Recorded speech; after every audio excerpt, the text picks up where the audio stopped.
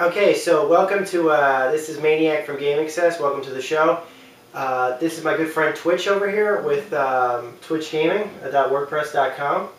So why are we here today? Why are we here? I figured it would be a great thing to go back to check out some classics, dig up our old consoles that we happen to have, and just reminisce, see if they still work. First of all, so I think today, why don't we start with what is considered by many to be one of the best consoles of all time, home to some of the best games, some of the best versions of Mario, Zelda, and Metroid, which unfortunately we won't be able to show all of those, but the Super Nintendo. Super Nintendo, yes, I kept the original box that the original packaging, so.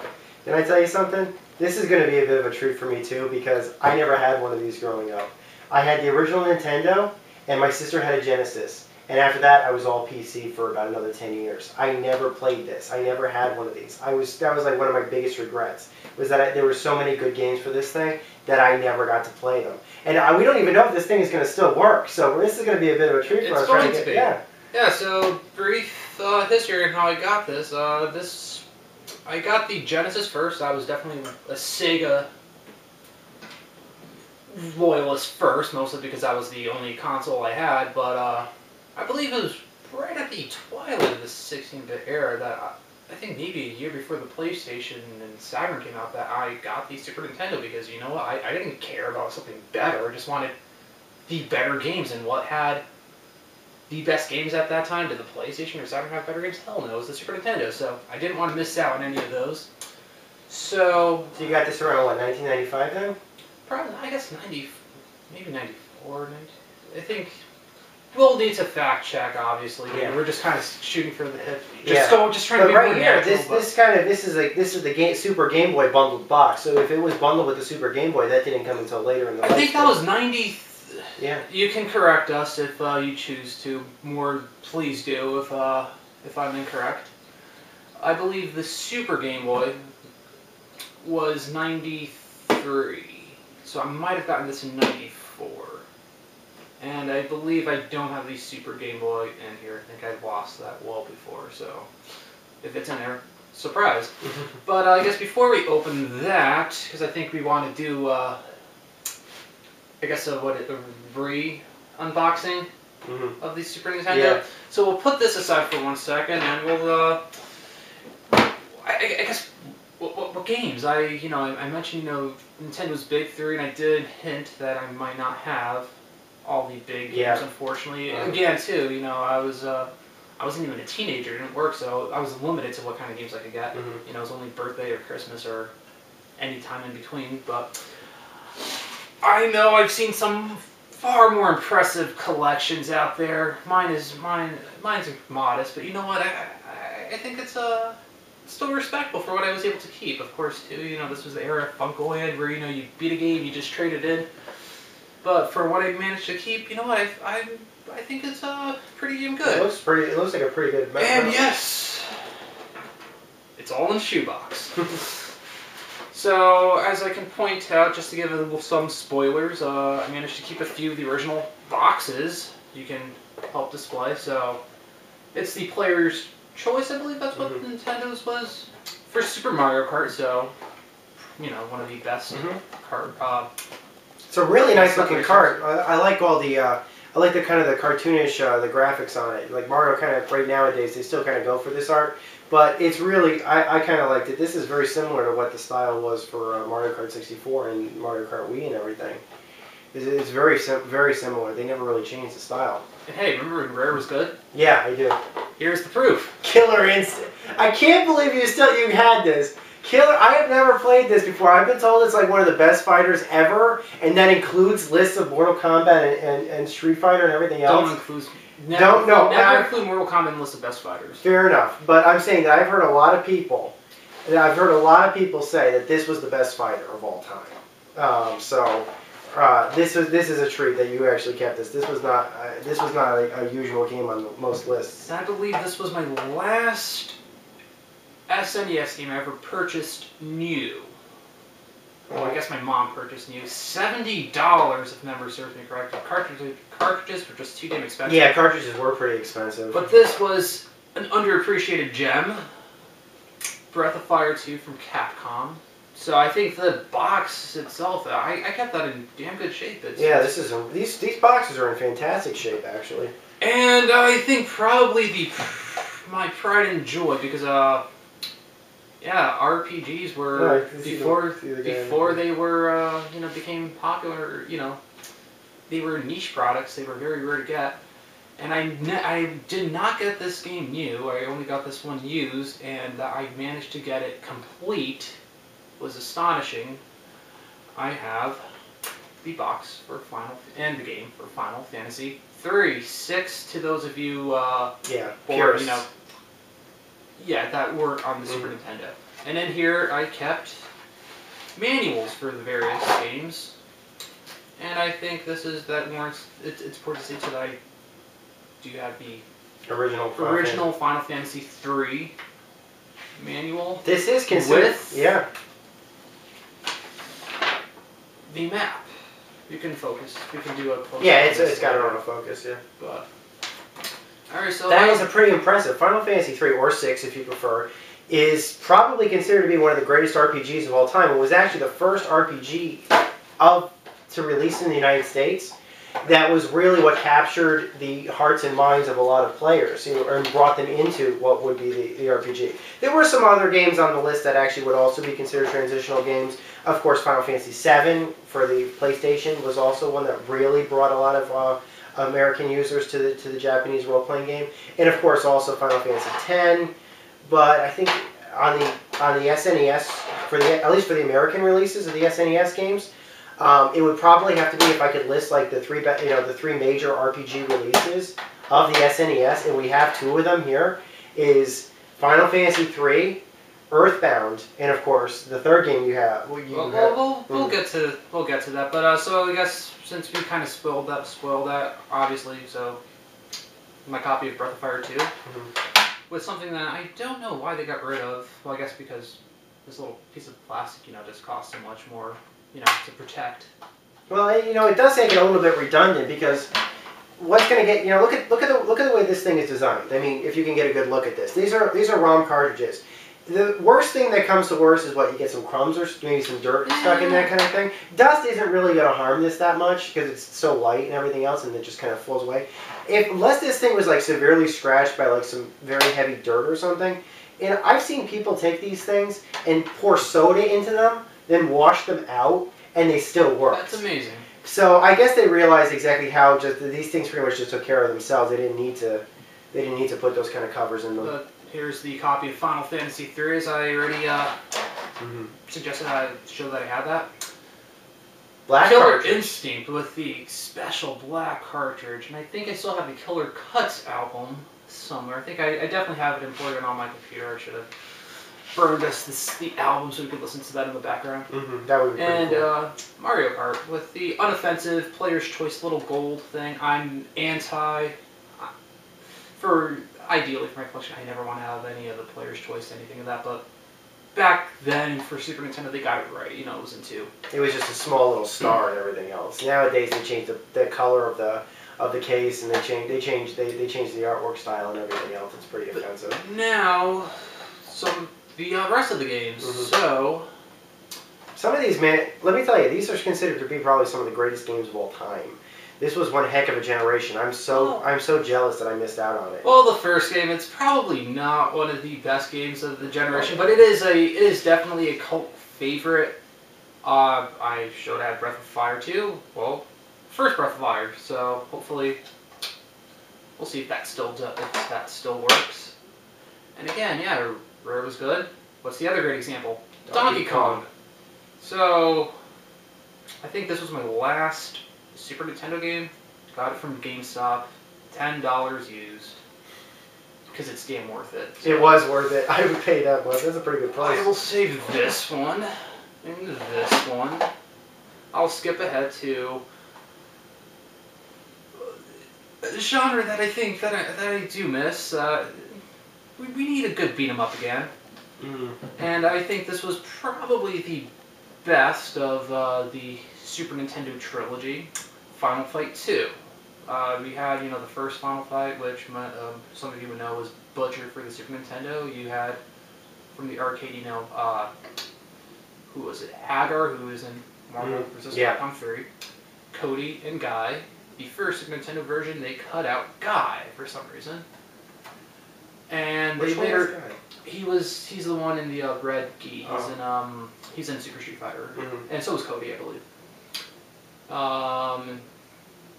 They re-released it as Final Fight Guy, removing Cody, but including Guy.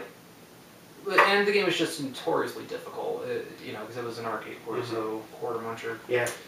Final Fight 3 had, probably the best playable cast. It included Guy, and he incorporated the Street Fighter moves, which was really cool. But it was too easy. I think Final Fight 2 was probably the most balanced of the two. Between difficulty and fun and everything else. Challenge. Why don't I just go to the two games I'm sure everybody owned? I didn't own this. I never had this. Well, for those who own the Super Nintendo, Mario World.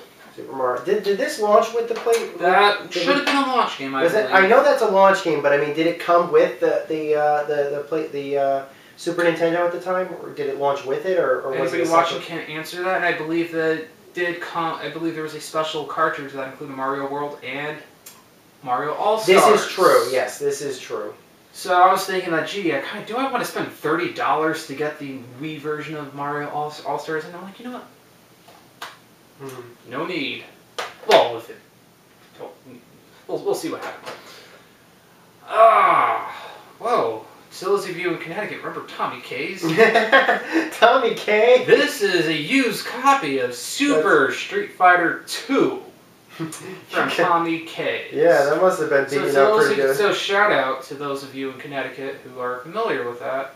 Or to Tommy K. I think he's Tommy's Tanning now. So, well, it's the same Tommy, yeah. Yes, Tommy Kowalski or something. So, off on a tangent for you fellow nutmeggers out there.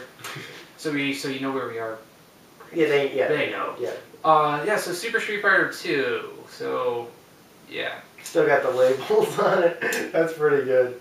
That is another probably classic Street Fighter 2. I mean, that's... Street Fighter 2 Turbo would be more or less, I think, the Super Nintendo favorite. Super Street Fighter 2, introduced the 4 additional characters to the game, but it didn't really reach its full potential until Turbo, which never... the definitive console version of the time was released on the 3DO. Oh, the 3DO, which never released on any of the standard consoles. So, do you think that the 3DO version was probably the closest to the arcade port? At the time, yeah, absolutely. I think actually a lot of people would share that sentiment. But now you have Turbo HD Remix on Xbox Live and you can just download it. Yeah. All right, I'm saving. Come on, let's see it. So why don't I go with one of the last amazing Super Nintendo games, and the game that you were really excited about this game when it released on the Virtual Console. You told me to get it immediately. Yeah, it was the last SquareSoft game before they had the messy breakup with Nintendo. So I'm guessing most of you should know Mario RPG, one of the The Legend of the Seven Stars. Just a fantastic game. I can't say enough about that. And the last two, I'm saving these two for last. I got a old school copy. We'll point it out later again about how the cards are different, but Final Fantasy 2 or 4 to those of you keep more accurate for the numbering. So actually, Final Fantasy 2 for the Super Nintendo is actually not really Final Fantasy 2, as I'm sure most of you know it. Yeah, Final Fantasy 2. Actually, the original Final Fantasy 2 was a Nintendo. Well, in Japan, Final Fantasy 4 was released in 2 versions. It was released in the hard type version and easy type because the game, I guess, was deemed too hard. What we did we got get? is the easy type version, because that's also too why Final Fantasy V was never released, because Squaresoft deemed it too hardcore, challenging for the Western audience. Just remember brief differences between easy type and hard type, as the PlayStation re-release of Final Fantasy IV was the hard type version. Mm-hmm. Key differences were enemies have back rows. If you're in the back row, you receive less damage from an attack. So, in the easy type version, which the Super Nintendo version, enemies receive the same damage regardless of where they're positioned. Hidden passages are visible on the easy type Super Nintendo. They're invisible for the hard type ports, and I believe they took out just some special moves. Like Cecil has a Dark Wave attack, which eats away at his hit points, but devastates the enemies on the screen. That's only when he's the Dark Knight at the first few hours of the game. And when Maniac mentioned briefly too, the third RPG that was really popular. I think most of you can take a guess at it. Chrono Trigger. You spent almost the first 2 years of high school when we were together raving to me about this game and trying to make sense out of how this game perceived things like timeline and paradoxes and things like that. We had many discussions in high school, and I fondly remember them about, well, how is it they go into the future and the future is destroyed, but yet they go back into the and, well, of course, that just is all, obviously paradox theory and stuff like that, which is obviously behind, kind of, well, to me, it was pretty much child's play to think about, but for most high schoolers, well, even for you, it was pretty much child's play to come up with solutions and stuff like that, but for most high schoolers, I mean, that was beyond their comprehension and things like that, so we had some fun kind of bantering back and forth about that I remember those days fondly. I just want you to know that. But also too, so Final Fantasy IV and Chrono Trigger was re-released on the PlayStation as the Final Fantasy Collection. Yeah, I remember. believe that's what that was called. Final Fantasy. No, yeah, Final Fantasy Anthology was Final Fantasy V and VI, 3 from the Super Nintendo. And didn't they have this also with it, with new music or something, or new cutscene? From my recollection, the PlayStation version of 4 was a damn good port. Right? I don't think there was any issues with that. It played well. There was no. It ran fine. The PlayStation one, I guess it's a little bit notorious where it does have amazing animated cutscenes from Akira Toriyama's studio. He's the character designer from Chrono Trigger, Dragon Quest, and more famously, I guess, Dragon Ball, which are amazing. It looks great. But the most crippling flaw is loading. Load times in Chrono Trigger was most famous for. It might have been one of the. It might have been. I'd love to be corrected if I'm mistaken, but I believe it was the first RPG that had no random encounters. You encountered the enemies on screen. No, I think that Earthbound was actually the first. Earthbound came like 3 or 4 months before. It was very close, though. They were very close to each other. So Earthbound came out first. Yes, I believe that would. Okay, so maybe not in Japan, but I know Earthbound launched here first in the United States. I believe that might be correct. Yes. So, but the key difference with Chrono Trigger is that there was no transition to a battle screen. Yeah, there was. You just had you encountered the enemy and the attack meter. Your attack commands just queued up on screen. Yeah. For the PlayStation version, it was a second or two pause. Crippled the game, and even accessing the menu. Whereas the amazing, superior Super Nintendo version, you don't have any of that. I haven't tried the DS version. I know there's additional dungeons, this and that, but I would say still, you know what? The good old Super Nintendo Chrono Trigger is probably the best one. Yeah, so Nintendo, release it to the Virtual Console. I think the person you got to lay the blame on is Square Enix now. That's probably a discussion for later. Square Enix, release it to the Virtual Console. And they never will, because what would they rather do? Would they rather sell it for $10 on the Virtual Console, or would they rather sell it for on the DS for $40? But I don't have a DS, so sell it on the Virtual Console. But all right, so I think that's all we have to show. These are the games, yeah. We're gonna see if these work. We're gonna see if they work. So I guess we can get ready for the yeah, I guess the re-unboxing of the Super Nintendo. Super Nintendo and see what got in there. Yeah, let's take a look.